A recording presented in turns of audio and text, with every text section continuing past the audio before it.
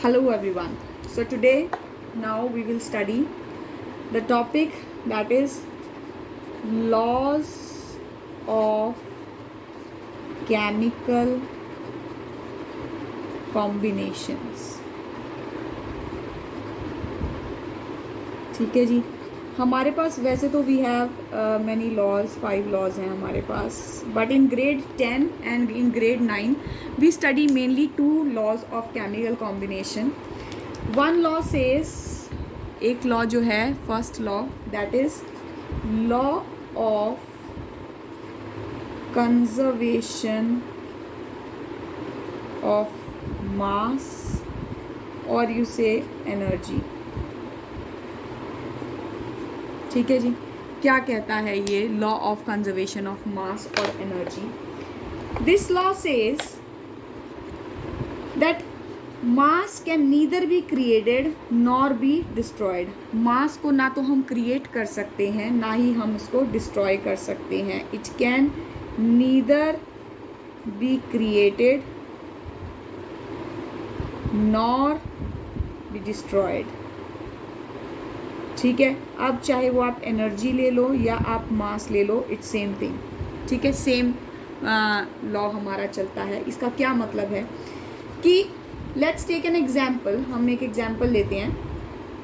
ठीक है, हमने 2 चीज़ें ली. Suppose I have taken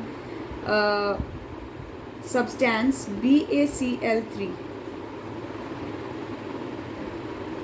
BaCl2 plus sodium sulphate. ठीक है जी.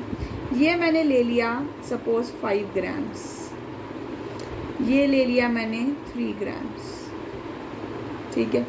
अब हमारे पास एक सॉल्ट बन जाता है. दैट सॉल्ट विल बी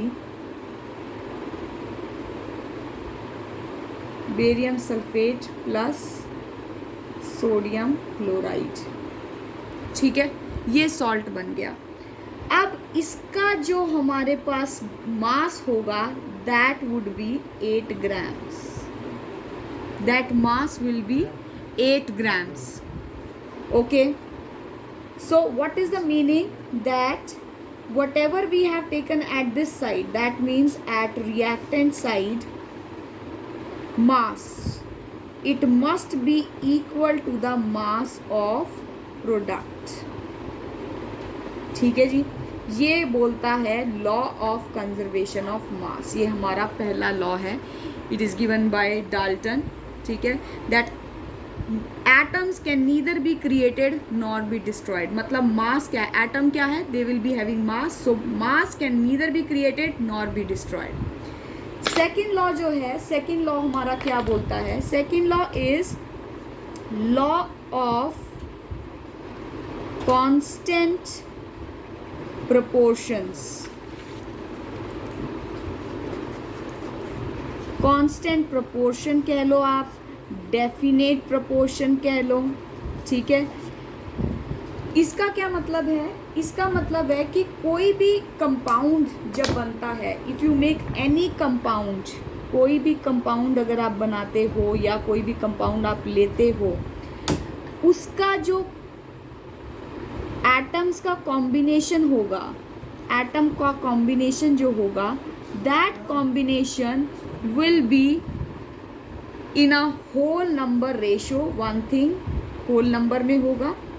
दूसरा जो है that will be constant.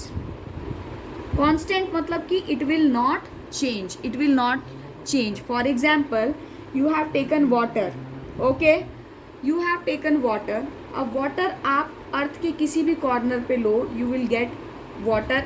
The formula will be same, that is 2 hydrogen atoms and 1 oxygen atom. ठीक है, 2 हाइड्रोजन एटम होंगे और 1 ऑक्सीजन एटम होगा. मतलब इन दोनों को मिला करके H2O बनेगा and this would be constant, हमेशा एक ही रहेगा. ठीक है. डेफिनेट प्रोपोर्शन होगा. जो एटम्स आपस में कॉम्बाइन कर रहे हैं, they will have a constant ratio. एक ही रेशो होगी हमेशा. आप CO2 को ले लो, carbon dioxide, there will be only 1 carbon atom and 2 oxygen atom. कभी भी ऐसा नहीं होगा कि कार्बन डाइऑक्साइड का फॉर्मूला चेंज हो रहा है. ठीक है, it will remain same everywhere, wherever you will go on this earth, in this earth, wherever you are going, you will find same formulas for each and every particular one compound. ठीक है? So what it says, it follows the law of constant proportion, law of definite proportion. So these are the two main laws of chemical combination you will study in grade 9 and grade 10. So that's all for today. Thank you.